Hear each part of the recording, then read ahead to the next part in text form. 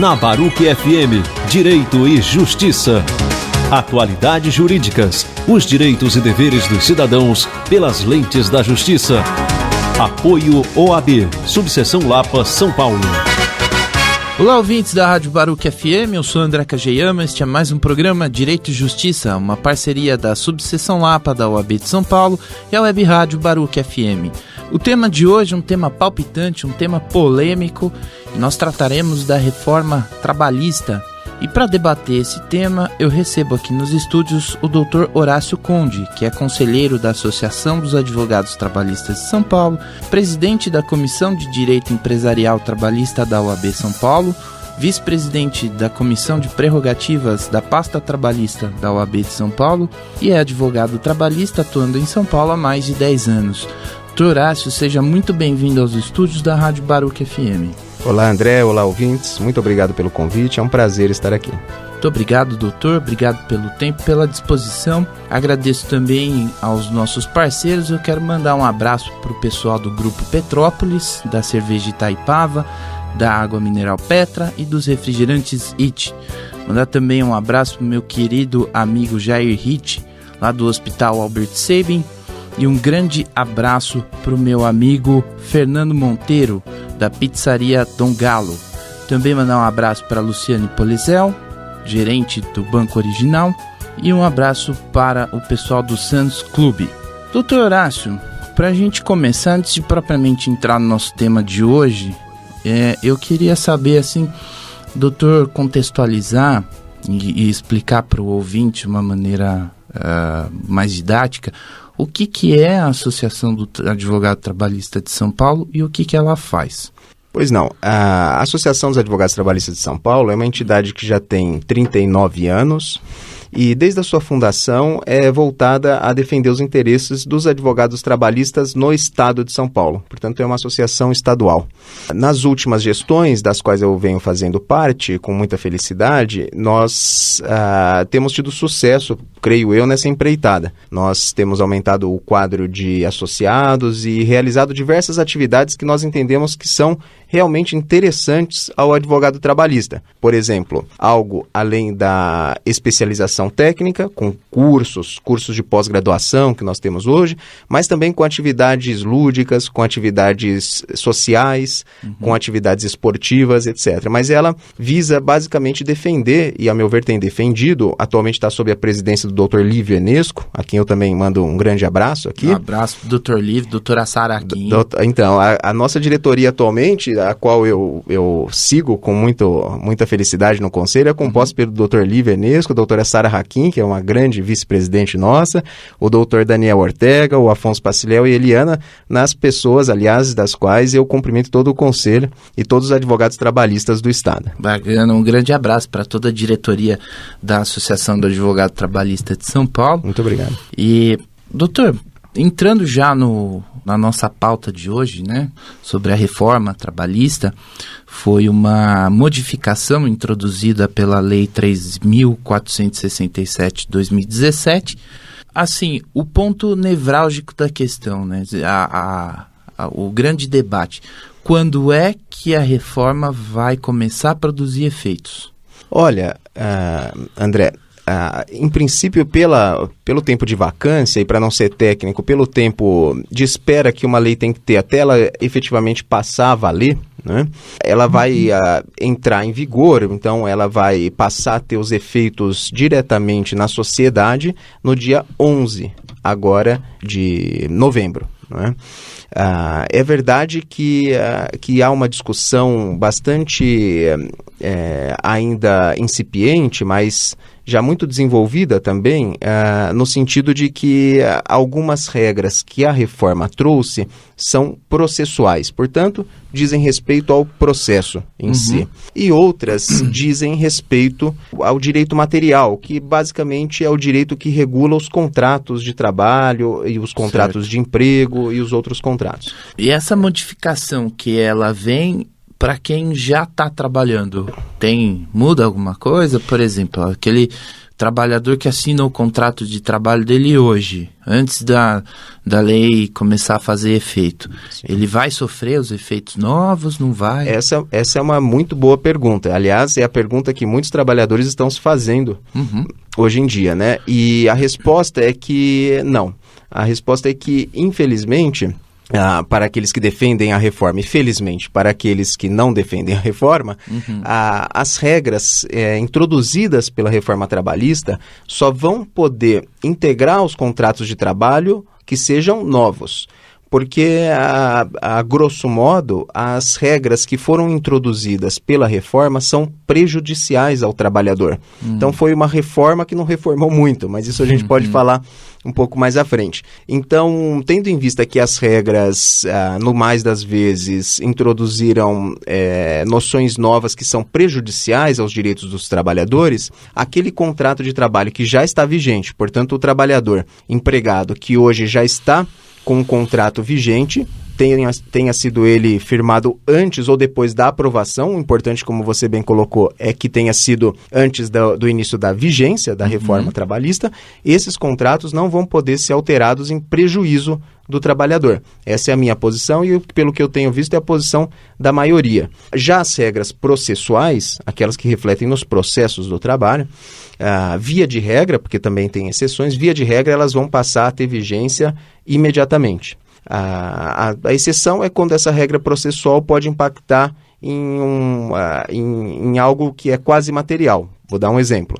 Você ingressou com uma ação antes da reforma. Você é um trabalhador e a determinação da realização de uma perícia.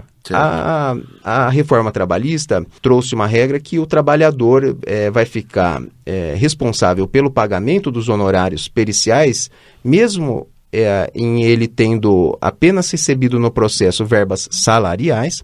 Então, se ele perdeu a perícia, ele vai ter compensado com as verbas salariais que ele recebia no processo, que ele vai receber no processo, eventualmente receber, que é uma regra que, a meu ver, até dificulta o acesso à jurisdição, mas essa regra, por exemplo, ela teria vigência imediata porque é processual. Mas como vai impactar diretamente no bolso, digamos assim, do trabalhador que está lá litigando, certo, como pode impactar com honorários, etc., essa regra também não vai ter vigência imediata. Vai servir só para os novos processos, a meu ver. Mas mesmo para aqueles contratos que tenham sido firmados antes da vigência da lei? Mesmo porque aí muitas regras são só relativas ao processo. Por exemplo, a reforma trabalhista introduziu a necessidade de pagamento de honorários advocatícios, de custas processuais, de honorários periciais em circunstâncias que hoje não existiam. Então os honorários agora não são só para aqueles casos de assistência de advogado pelo sindicato? Pelo sindicato, não, muito bem observado. Hoje se estabeleceu uma regra, e é verdade também, André, que essa regra ela está sendo questionada no Supremo Tribunal Federal. Existe uma ação direta de inconstitucionalidade com relação a esse ponto, e com relação ao ponto das custas e dos honorários periciais, que foi proposta pelo procurador que deixou o cargo agora, que é o Dr. Rodrigo Janot, e que está questionando justamente esse ponto. Então, em princípio, o trabalhador vai precisar pagar honorários periciais de advogado e custas processuais, mesmo em casos em que não está assistido pelo sindicato da categoria. Nossa, então foi uma mudança, como o doutor disse, mudanças bem significativas, né, para ambos os lados. Muito significativas, e eu diria, se me permite uma ponderação a esse respeito, com certeza, André, doutor, que no desenvolvimento normal de uma sociedade, você vai vendo que as normas, as leis, as regras, são criadas de acordo basicamente com a observação da experiência.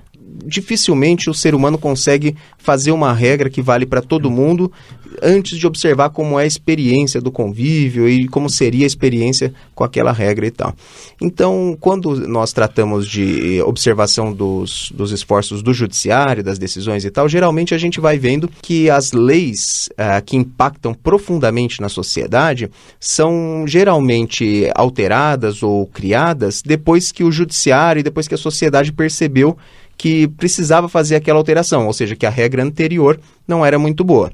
O que é muito curioso com a reforma trabalhista é que, a meu ver, e pela experiência que que a gente vem tendo, as regras que foram introduzidas pela reforma trabalhista, elas não são reflexos das decisões judiciais. Aliás, ao contrário, os senhores congressistas, deputados e senadores que aprovaram a reforma, eles fizeram questão de dizer que isso era para tentar parar um pouco com as decisões da Justiça do Trabalho, que, ao ver deles, eram decisões inadequadas. Portanto, foi uma inovação legislativa expressamente realizada contra as decisões que vinham sendo tomadas pelo Judiciário. E só para colocar esse último ponto, André, é uma coisa que eu acho importante pontuar, e aliás, a iniciativa do seu programa é muito importante nesse sentido, porque esses dados foram pouco divulgados. Os senhores congressistas diziam muito que a reforma trabalhista serviria para melhorar o ambiente de empregabilidade,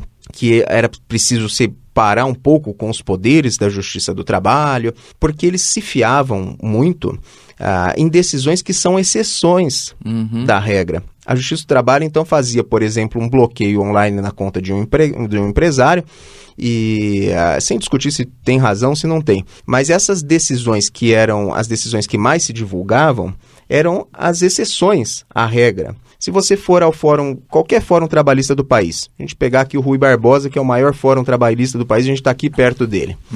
Se for lá, mais do que 70% das ações não discute o negociado sobre o legislado, questões sofisticadas que foram postas como se fossem os principais pontos da reforma.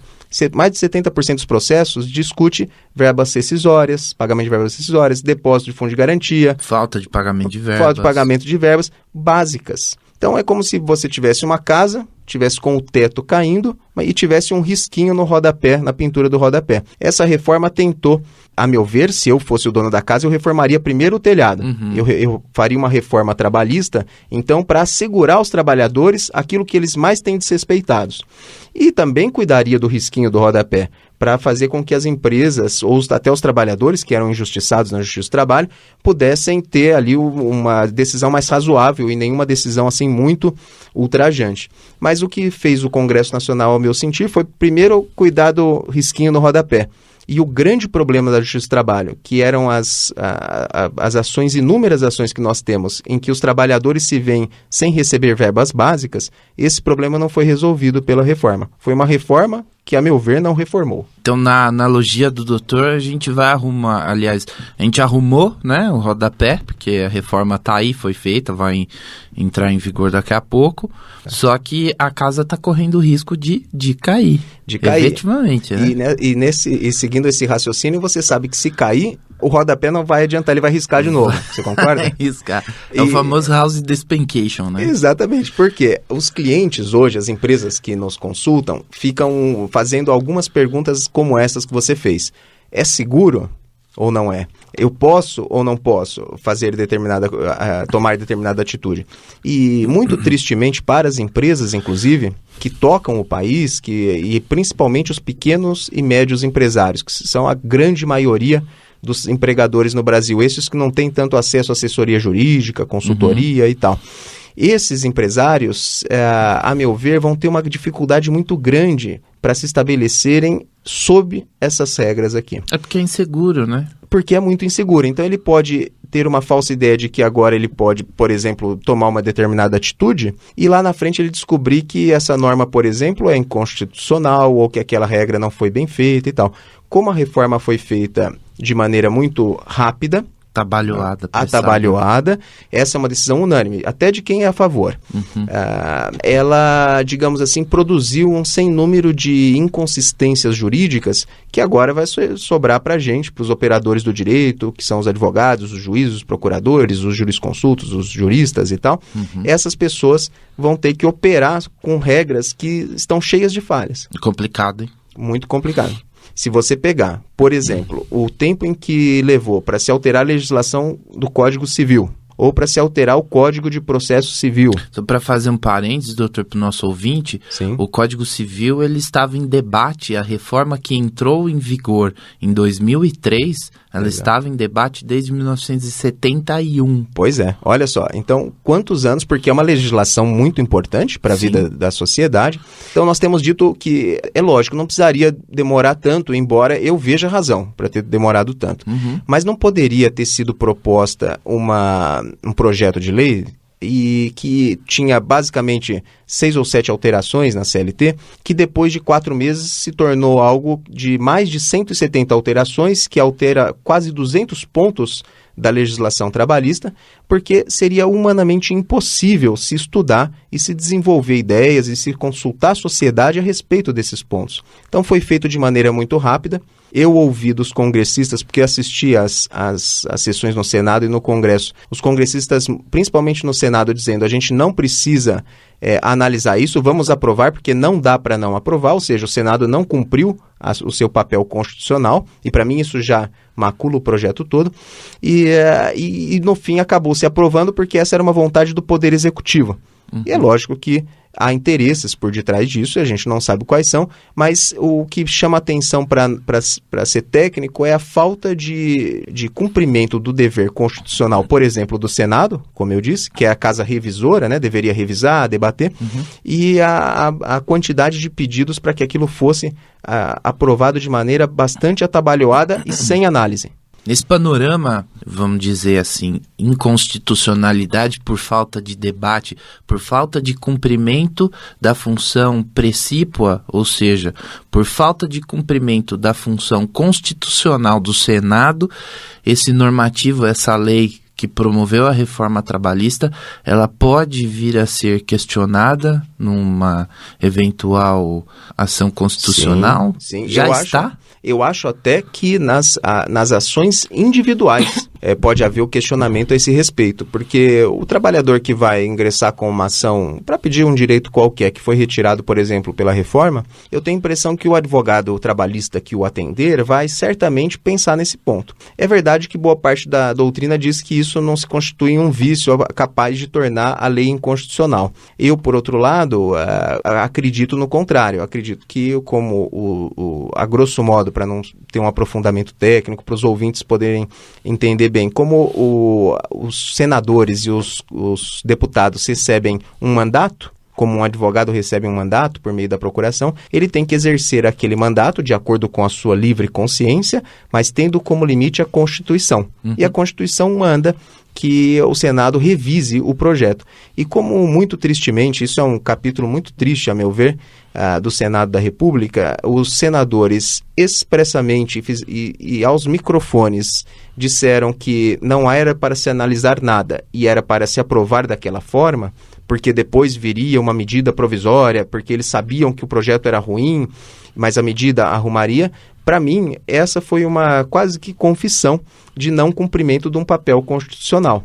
Então, embora alguns entendam que não, para mim, sim, este é um caso de avaliação de inconstitucionalidade da norma, que está posta, está aprovada, mas me parece que ela não resistiria a uma análise um pouco mais profunda a respeito, não só deste ponto, mas de outros pontos que foram envolvidos na tramitação e que, para mim, foram desrespeitados. E o doutor sabe, tem conhecimento? Tem alguma ação questionando? Não a esse respeito ainda. A ação que tem essa ação movida pela Procuradoria-Geral da República, que está questionando alguns pontos da reforma. Existe uma outra que questiona aspectos da terceirização, que não é bem a reforma, mas ela veio, digamos assim, no mesmo tempo em que veio a reforma trabalhista. Mas certamente vai haver questionamento a esse respeito. Eu acho até, André, aqui que não seria uma experiência muito proveitosa se as entidades que podem acessar o Supremo já ingressassem rapidamente com as ações de inconstitucionalidade, porque a experiência dos juízes do piso, dos juízes de primeiro grau, dos desembargadores, dos juízes de segundo grau, é uma experiência muito rica. Eles é que também, a grosso modo, têm o contato com aquele jurisdicionado, com a empresa, com o empresário mais necessitado, com o empresário que tem dificuldade para tocar seu negócio, com o empregado que teve dificuldade porque não recebeu e assim por diante. E eles vão, digamos assim, criando um caldo de cultura jurídica que depois nos recursos vão subindo e vão para os tribunais superiores e aí depois para o Supremo com um estofo maior, digamos assim, de experiência. Né? Isso pode parecer, por exemplo, para um empresário que tem uma vida tão dura, e principalmente os pequenos e médios aqui no Brasil, e tem uma vida dura não por conta da legislação trabalhista, isso é certo, por conta da legislação tributária, né? Porque é isso que sufoca os empregadores no Brasil, a quantidade de tributos, inclusive os incidentes sobre a folha de pagamento. Então, isso pode parecer que vai criar uma insegurança, alguém não ingressar diretamente com uma ação constitucional para discutir a constitucionalidade da norma. Mas eu tenho a impressão que seria positivo para a sociedade que primeiro viessem essas decisões do piso, nos tribunais, depois dos tribunais superiores, para que quando chegasse ao Supremo nós tivéssemos uma experiência jurisdicional um pouco mais seleta na hora da gente avaliar o que é bom e o que é ruim para a sociedade. Que é a verdadeira hermenêutica jurídica ali, né? Exatamente.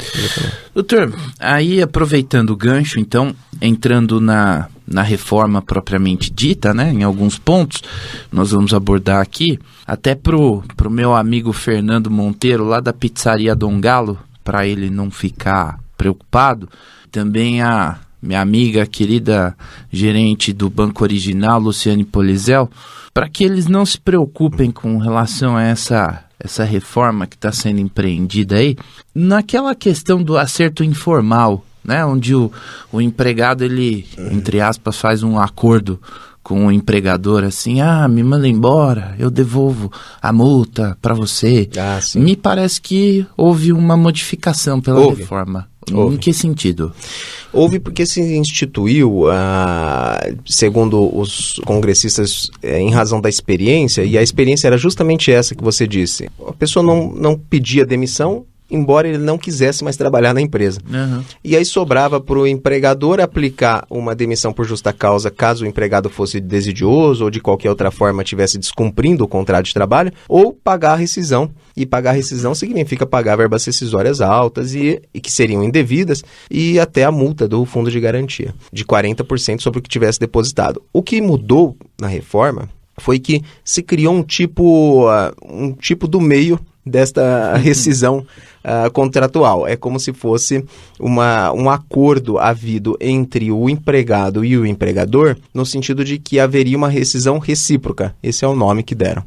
Então, a rescisão se passaria nessas situações que você bem colocou, através deste novo meio, que é um meio em que o empregador ele pagará 20% e não 40% sobre os depósitos do fundo de garantia, e o trabalhador também vai poder sacar não tudo, mas 80% dos depósitos que estão ali realizados, e não vai receber seguro-desemprego. O nosso receio é que essa regra nova, conjugada com uma outra regra, que foi a retirada da assistência sindical na hora da rescisão, possa fazer com que não tenhamos mais as rescisões sem justa causa no país. Porque o direito do trabalho serve a uma função que não é protetiva. Ele serve a uma função que é de reequilibrar as partes que são naturalmente desequilibradas. A relação capital e trabalho é basicamente uma relação que não se equilibra naturalmente. E a função de humanização dessa norma é feita pelo direito do trabalho. Então eu tenho a impressão que alguns empregadores podem não mais querer rescindir sem justa causa os contratos, porque vão convocar os seus trabalhadores e dizer, olha, agora eu vou te demitir, mas vai ser a rescisão recíproca, senão eu vou te demitir por justa causa. Aí ele vai falar, eu vou à justiça e eu vou ganhar uma causa contra você, porque eu não fiz nenhuma justa causa para você me demitir, assim por justo motivo.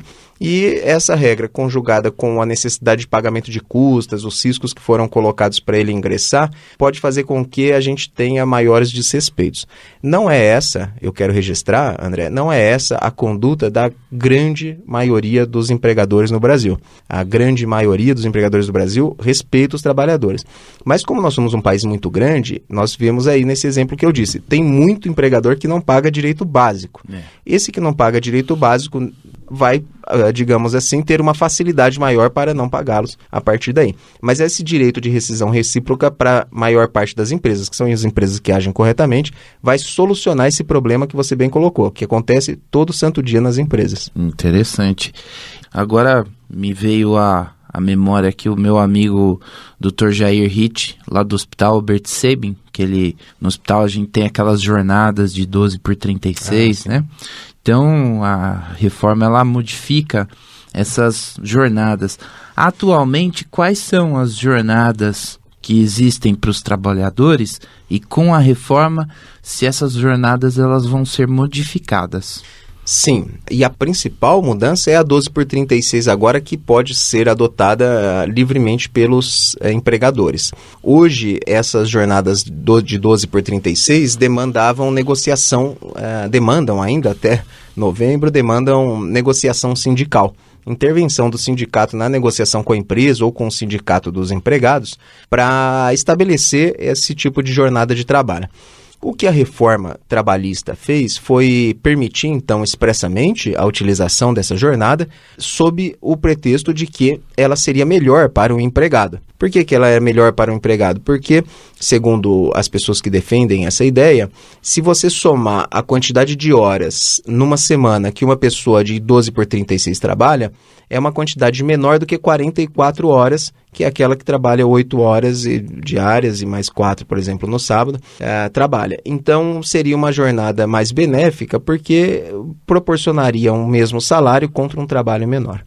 O risco que se tem neste aspecto é justamente decorrente do fato de que para as jornadas 12x36, a reforma trabalhista retirou alguns direitos que hoje o trabalhador de 12x36 tinha.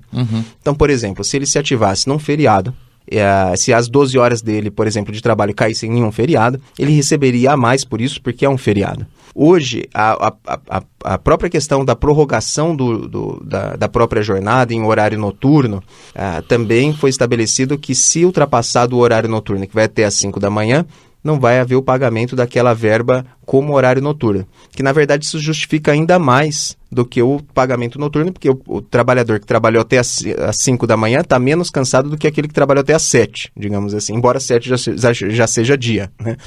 Então, a 12x36 foi permitida, as empresas vão poder com segurança adotá-la, mas houve um prejuízo para o trabalhador no sentido de que esses domingos, os feriados que recaem, por exemplo, na jornada de 12, quando ele está cumprindo a jornada de 12, esses vão ser considerados como compensados. E possibilitou também a indenização da hora de almoço, que nós chamamos de intervalo intra-jornada, mas é a hora do almoço e do descanso, pode ser indenizada para o trabalhador e paga com segurança.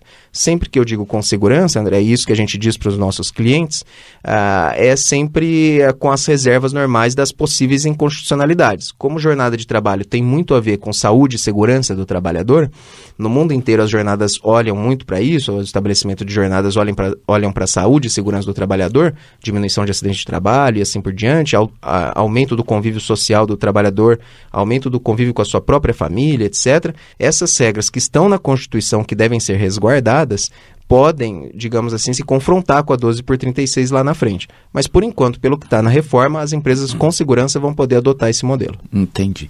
Interessante. Eu estava conversando com o pessoal do Grupo Petrópolis, lá da cerveja de Itaipava, da água mineral Petra, do refrigerante IT, e a gente estava falando sobre o fim do imposto sindical obrigatório. Essa questão do imposto sindical, para o nosso ouvinte, né, para esclarecer, é aquele desconto de um dia de trabalho de cada trabalhador do Brasil, desconta do salário dele para repassar para o sindicato, né? Isso é chamado do imposto sindical. Vai acabar? Acabou? Vai voltar? Olha, a maior parte das pessoas está dizendo que, dos intérpretes da lei, está dizendo que essa contribuição sindical ou imposto sindical acabou no Brasil, no sentido de que, por lei, ele não vai ser obrigatório. Pode ser obrigatório, aliás, por meio de convenção coletiva, negociação entre sindicatos e empregadores. Eu já ouvi também algumas posições muito respeitáveis aqui em São Paulo, de pessoas muito experimentadas também na área, que dizem que não é bem assim. Mas eu posso dizer que a maior parte dos intérpretes daquilo que foi posto na lei está dizendo sim, não houve apenas a alteração da forma de recolhimento, houve sim a extinção da contribuição, do imposto sindical, e algumas pessoas veem isso com felicidade, porque o trabalhador não vai ter aquela perda salarial que tinha, às vezes, por um sindicato que não o representava.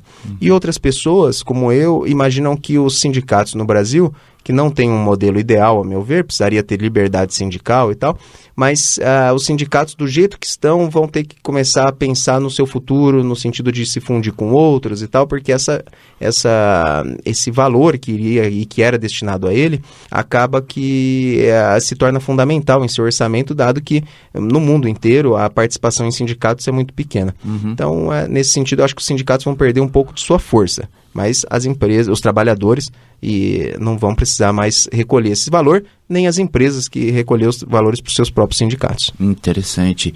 Aí, com relação à pausa do almoço, né, o intervalo intrajornada, o intervalo para refeição e descanso. Eu estava no escritório outro dia, precisava fazer compra lá no Sam's Club, e então precisava sair mais cedo. E aí eu acabei cortando o meu almoço. Mas eu sou o meu próprio empregador, então para mim foi tranquilo. Mas para um empregado normal, que está sob a égide da CLT, ele pode fazer isso com a reforma? Com a reforma vai poder. O empregador vai poder exigir o trabalho caso o empregado volte antes daquele período de 1 hora até o máximo de 2. O que hoje acontecia era que quando o empregado voltava ao trabalho antes da 1 hora, você tinha que pagar 1 hora extra para ele. E hoje a reforma alterou esse ponto da legislação para permitir que os empregados voltem a trabalhar e que o empregador pague só esse período em que ele tiver trabalhado a mais, digamos assim. E ainda como uma verba indenizatória, que a meu ver não está muito correto. Então, se um trabalhador almoçou em 20 minutos, ele voltou ao trabalho logo depois, ele vai receber 40 minutos de maneira indenizada, né? Há quem diga que essa regra não remunera integralmente o trabalhador e tal, mas essa é uma outra discussão. Mas digamos assim que esta infração à lei que os empregadores às vezes até diziam que tinham que fazer, porque ninguém fica almoçando mais 1 hora e tal, essa era a posição dos empregadores, essa regra foi flexibilizada em detrimento do trabalhador, mas para conferir maior tranquilidade à empresa que vai pedir para o seu trabalhador voltar ao trabalho antes. De novo, intervalo também é uma norma ligada à saúde e segurança do trabalhador, e há quem diga, para os nossos ouvintes saberem, acompanharem, há quem diga que essa regra não poderia ter sido flexibilizada, mesmo que o trabalhador quisesse. Essa é uma proteção que a lei dá, inclusive, a ele mesmo, para que ele não tenha um intervalo menor de almoço e refeição, que aquele que não fique sobrecarregado, que aquele que os estudos em que se baseou a fixação da legislação nesse ponto chegaram a essa conclusão. Doutor, a gente já está se encaminhando para o final do programa e eu gostaria de saber a opinião do senhor com relação a seguinte afirmativa: se é certo dizer que a reforma trabalhista introduzida pela Lei 13.467 de 2017 privilegiou a autonomia e independência do trabalhador. Se essa afirmação, no entender do senhor, é correta ou não? Olha, em tese, ou seja, sem aplicação prática, essa afirmação seria verdadeira. Mas eu posso dizer, André, que na experiência prática, essa afirmação não vai persistir, não vai resistir a uma análise puramente temporal dos reflexos da reforma. De fato, um empregado ele terá condições de negociação um pouco mais amplas junto ao seu empregador.